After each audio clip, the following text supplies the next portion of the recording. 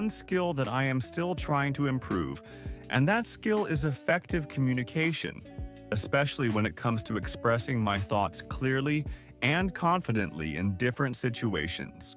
Although communication may seem simple at first, I have realized over time that it requires constant practice, awareness, and effort to truly master it. In the past, I believed that communication was mainly about speaking fluently and using correct grammar.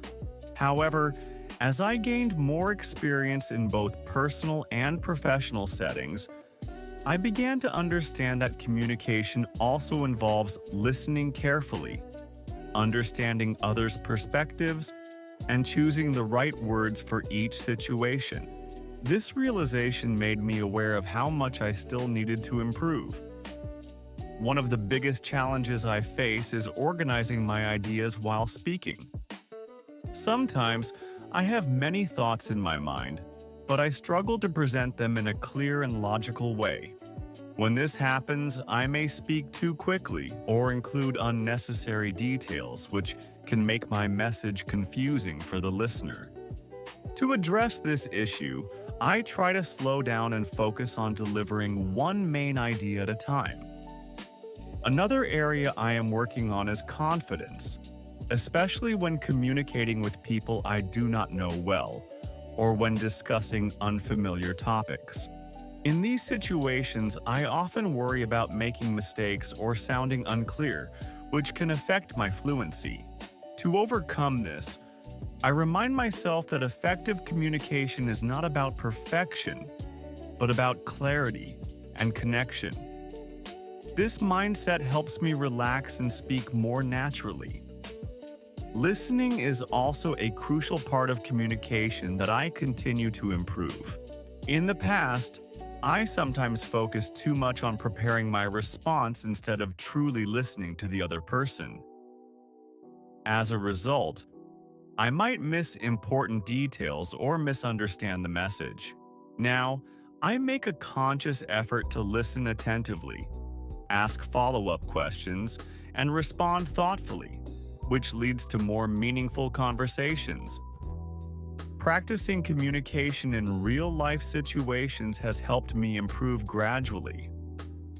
For example, participating in discussions, giving short presentations, or even having casual conversations allows me to observe my strengths and weaknesses. Each interaction becomes an opportunity to learn. And over time, I notice small but meaningful improvements in how I express myself.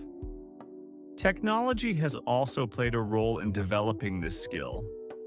Watching interviews, listening to podcasts, and practicing English through shadowing exercises have exposed me to different speaking styles and expressions.